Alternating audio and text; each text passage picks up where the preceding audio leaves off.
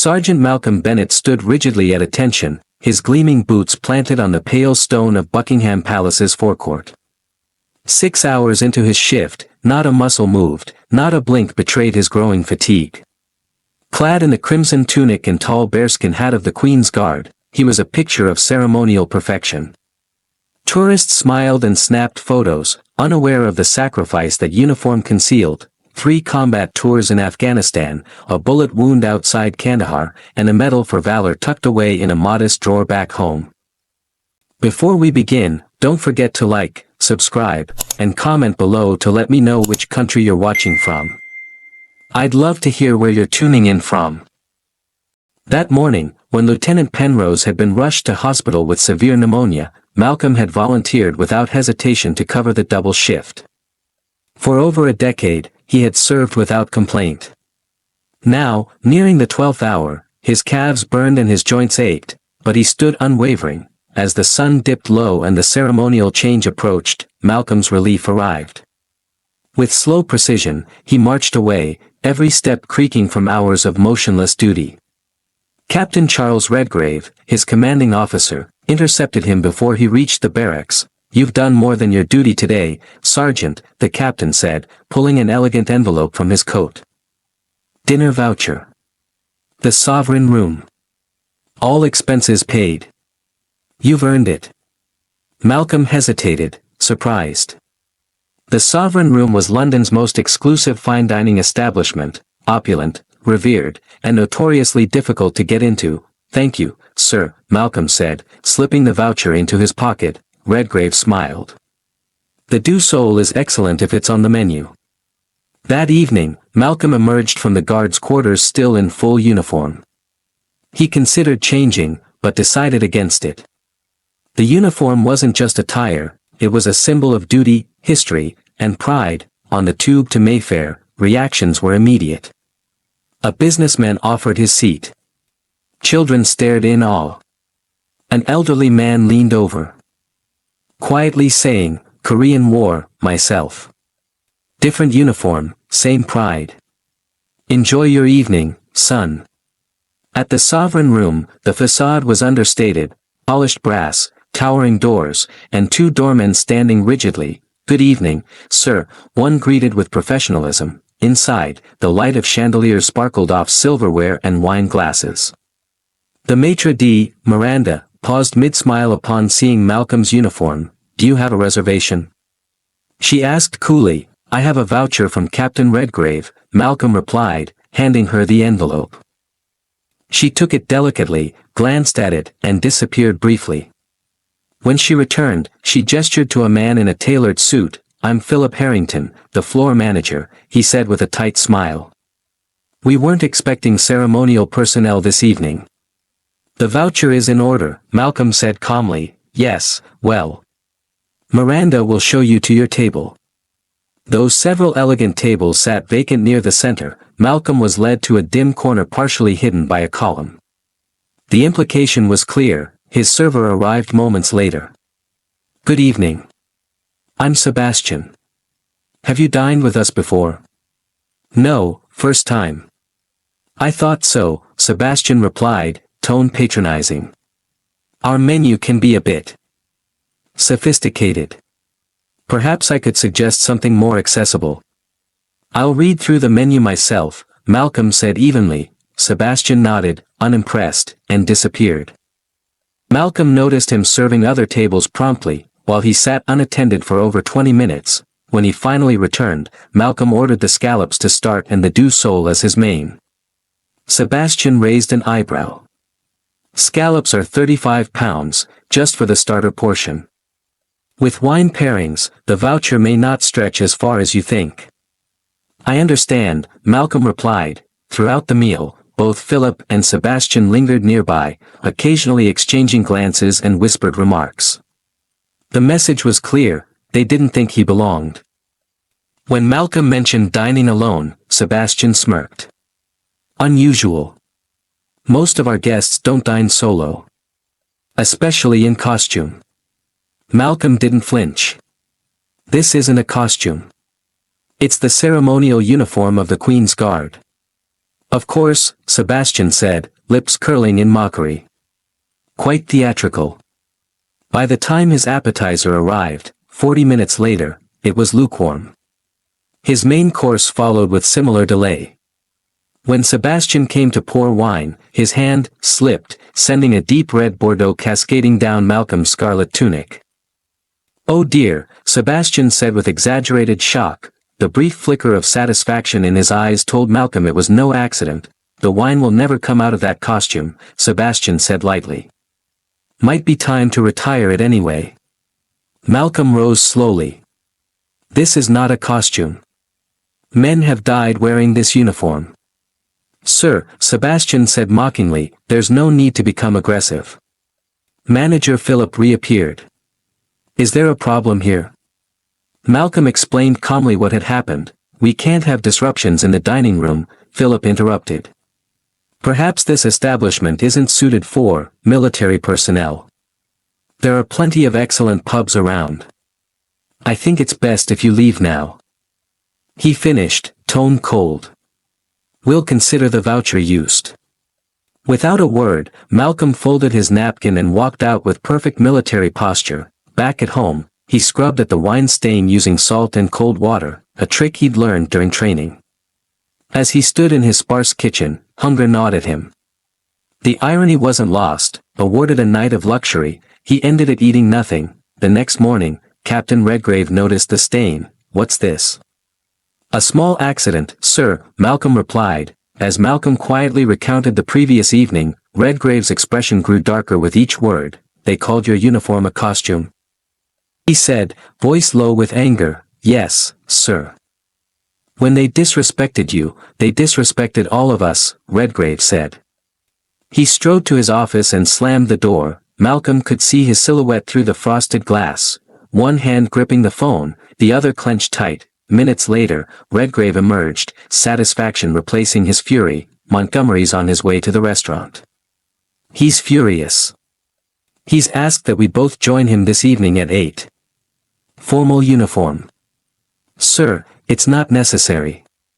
"It absolutely is. This is about respect, for the regiment, for history, for you." At 7:30 sharp, Malcolm and Redgrave were collected in a black Bentley. As they approached the restaurant, Malcolm noticed the entire front-of-house staff lined up outside. At the center stood a dignified silver-haired man, Lord Richard Montgomery, former Royal Artillery, now restaurateur. "Sergeant Bennett, Captain Redgrave," he said warmly. "Welcome." Inside, the atmosphere was completely transformed. Formal. Respectful. A pianist played God Save the Queen as they were led to the best table in the house. Before they could sit, Montgomery gestured. "There are people who owe you something first."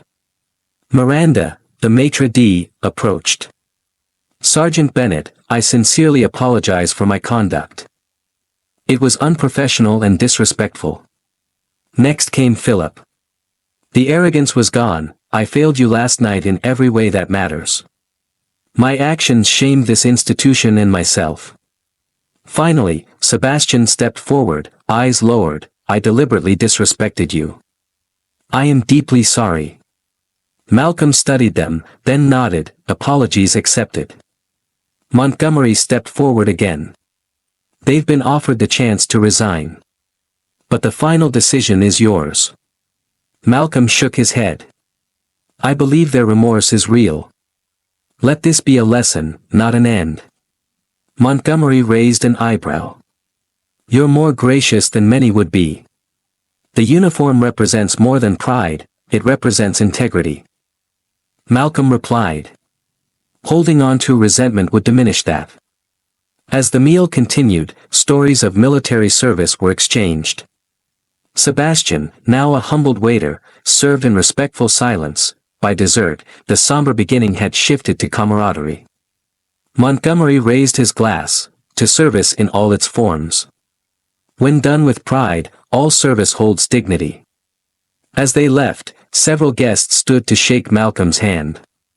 One, an elderly veteran, said quietly, "The uniform still matters. Don't let anyone tell you different."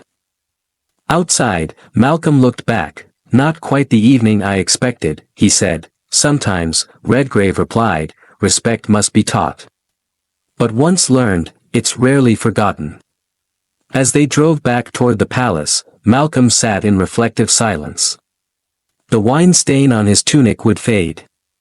But the lesson? That would stay with him forever. After being seated in a dimly lit corner of the sovereign room, far from the center tables reserved for more distinguished guests, Sergeant Malcolm Bennett quietly observed the refined surroundings.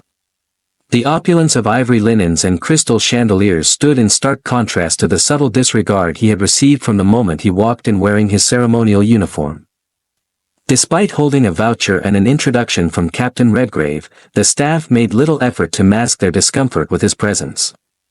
His server, Sebastian, exuded barely veiled condescension, suggesting simpler menu items and questioning whether Malcolm understood the pricing or sophistication of the dishes. The manager, Philip, circled nearby like a silent judge, clearly monitoring him not as a valued guest, but as an anomaly. Malcolm remained composed. Years of military training had prepared him for far worse. Yet even his calm demeanor was tested as the evening dragged on. Service was painfully slow. Other guests, seated after him, were attended to quickly and warmly. His scallop appetizer arrived after 40 minutes, lukewarm, clearly neglected. His main course followed with similar delay. Then came the final insult. Sebastian approached with a bottle of Bordeaux and, with a theatrical flick of the wrist, spilled the deep red wine down the front of Malcolm's scarlet uniform. The pristine wool, meticulously maintained, absorbed the stain like a wound. "Oh, how clumsy of me," Sebastian exclaimed, eyes glinting with satisfaction. Malcolm didn't flinch. He reached for his napkin, gently blotting the stain. "This uniform represents centuries of tradition," he said quietly. "It's not a costume." Philip soon arrived. When Malcolm explained the incident, Philip's response was cold and dismissive. "Perhaps establishments like this aren't suited to military personnel," he said. "You might find more comfort in a pub." Then came the final blow. He was asked to leave. Without protest, Malcolm rose, set down his napkin, and walked out, his posture impeccable, his dignity unshaken. The next morning, back at the palace, Captain Charles Redgrave noticed the faint red stain on Malcolm's tunic during the shift change. "What's this?" "Just a bit of wine, sir," Malcolm replied calmly, but Redgrave knew better. With narrowed eyes and a tightening jaw, he listened to Malcolm recount the events of the previous night, the slow service, the contempt, the deliberate humiliation. "They called your uniform a costume?" Redgrave asked, his voice low and sharp. "Yes, sir." The captain's expression hardened. "This isn't just personal, Malcolm. When they disrespected you in uniform, they disrespected the regiment, and the crown." Redgrave marched straight to his office. Through frosted glass, Malcolm could see him gripping the phone, voice steady but burning with controlled fury. He was speaking with Lord Richard Montgomery, the restaurant's owner and Redgrave's former comrade-in-arms. Upon hearing what had happened, Montgomery was livid. He had been away in Edinburgh, leaving his establishment in the hands of people who had betrayed everything he stood for. By the time Redgrave returned, his voice had softened, but his resolve had not. "Montgomery wants to meet us both this evening. He intends to handle this himself." "Formal uniform, Sergeant." "Sir, that's not necessary." "It is," Redgrave said firmly. "This is about respect. And tonight, you're not going alone." That evening, precisely at 7:30 p.m., Sergeant Malcolm Bennett stood once again at the palace gates, clad in his ceremonial uniform, every button polished, every crease sharp.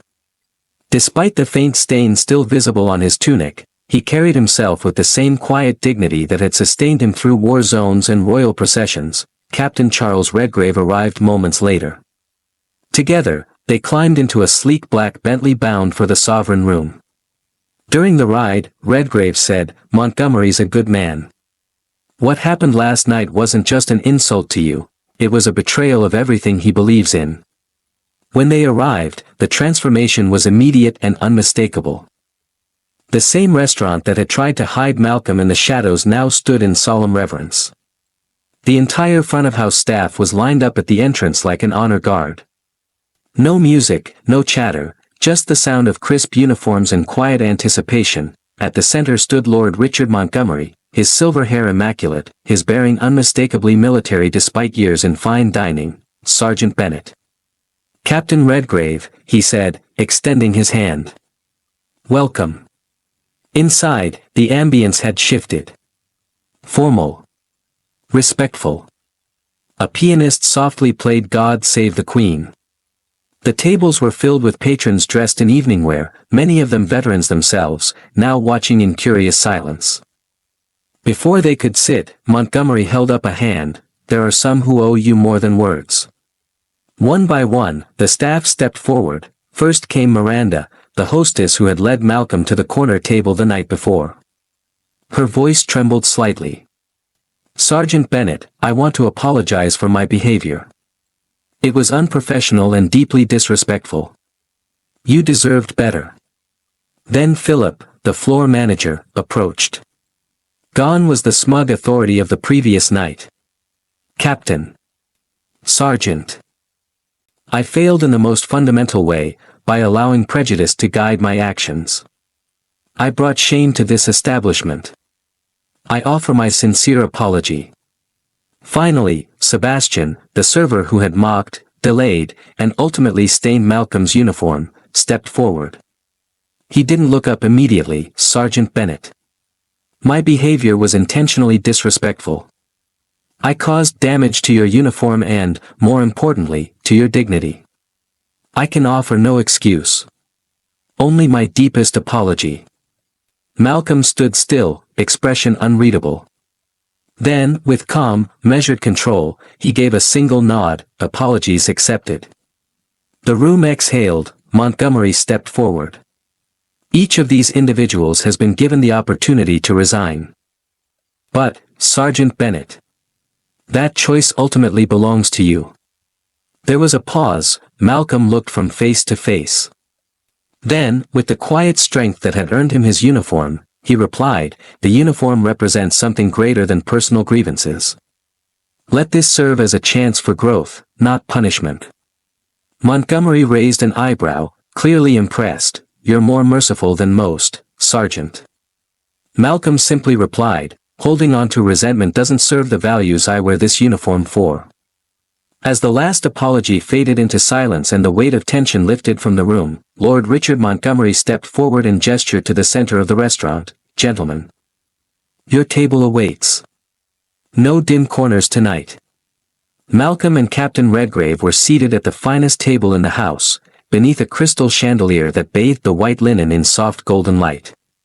Fine cutlery gleamed at every place setting. The same uniform that had once been dismissed as costume was now the most honored presence in the room. A pianist played gently in the background. The once hushed murmurs of diners grew warm again, no longer judgmental but respectful, curious. Word had spread quickly, and it was clear to Malcolm that many now knew who he was, and what he represented. Montgomery joined them at the table, setting aside the mantle of restaurateur and reclaiming that of a Royal Artillery veteran. Over plates of expertly prepared dishes and carefully paired wines, he shared stories of his own service alongside Captain Redgrave in the Gulf. Tales of dust, gunpowder, close calls, and brotherhood flowed as easily as the wine. "There's a bond," Montgomery said, "between those who wear the uniform. Doesn't matter the regiment or the era. It's something outsiders rarely understand, but it's there." Malcolm listened with quiet attentiveness, occasionally offering his own reflections, never boasting. Never embellishing, but speaking with the same quiet honor that defined him. The staff, now attentive and respectful, moved with precision and humility.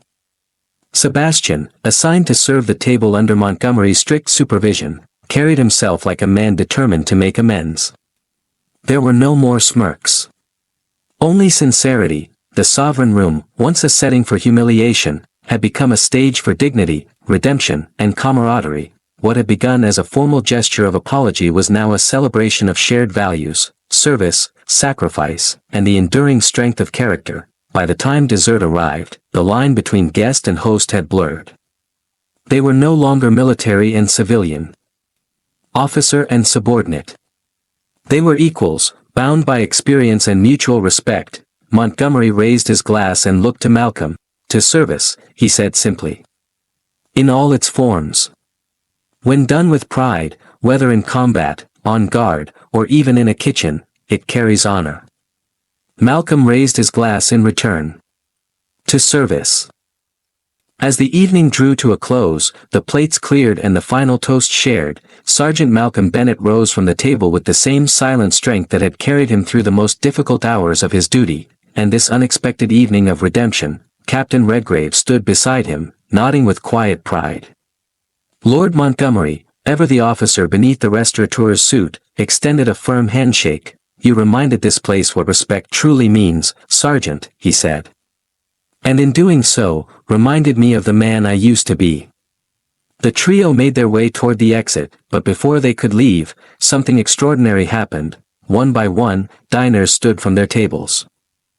Not out of obligation, not out of curiosity, but out of genuine respect, several extended their hands to Malcolm as he passed. Some offered a brief thank you for your service. Others simply nodded, subtle gestures that said more than words ever could. Then, an elderly gentleman, dressed in a formal jacket adorned with modest service medals, stepped forward and clasped Malcolm's hand with surprising strength. "I wore a uniform once," he said quietly. "A long time ago. But I never forgot what it meant." He looked Malcolm in the eyes, his voice steady. "The uniform still matters, to those of us who understand what it represents." Malcolm gave a slight bow of the head, humbled by the moment. "It's an honor to wear it," he replied. Outside, the evening air was cool. As they walked toward the waiting car, Malcolm paused and turned to look back at the sovereign room. It no longer loomed as a symbol of exclusion or humiliation. It had become something else, a place transformed by grace, accountability, and the quiet power of restraint. "Not quite the night I expected," Malcolm said. Captain Redgrave gave a small chuckle. "Respect doesn't always come freely. Sometimes it has to be taught. But once learned, it's rarely forgotten." As the car pulled away and the lights of Mayfair faded behind them, Malcolm sat in silence, the weight of his stained tunic still present, but no longer heavy. That uniform, once mocked, had stood unyielding through both battlefields and banquets, and so had the man who wore it. As the city lights faded behind them and the car carried them back toward Buckingham Palace, Sergeant Malcolm Bennett sat quietly, his thoughts turning inward. The stain on his uniform remained, faint but visible, a trace of an evening that had tested not just his patience, but his principles, and yet, in many ways, it had become a badge of honor, not for what had been done to him, but for how he had chosen to respond. Where others might have met insult with outrage or demanded retribution, Malcolm had chosen something far more powerful, dignity. He hadn't compromised his values to seek revenge. Instead, he stood taller than those who had tried to diminish him, not with pride, but with quiet strength and grace. The narrator's voice returns, not from within the story, but above it, offering reflection. Dignity doesn't come from how others treat us, but from how we respond when they don't. In that single evening, Malcolm reminded everyone watching, both inside the restaurant and beyond, that true honor isn't worn on the shoulder, or pinned to the chest. It's carried in the choices we make when no one expects restraint.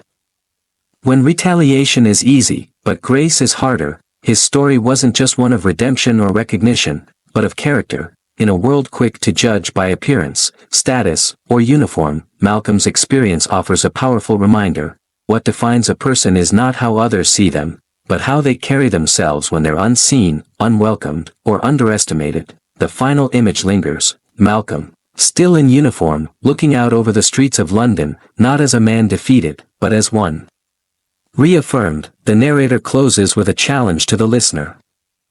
Have you ever been judged unfairly, by your appearance, your uniform, your status? How did you respond? Sergeant Bennett could have demanded punishment. Instead, he offered a second chance. Would you have done the same? Sometimes the way we respond to disrespect reveals more about our character than the disrespect itself. The screen fades to black, a final thought appears. True strength is silent. True service, humble. And true dignity, unshakable. Thank you for watching the video. If you enjoyed it, don't forget to hit like and share it. Subscribe to our channel for more inspiring videos. Thanks again and see you in the next one.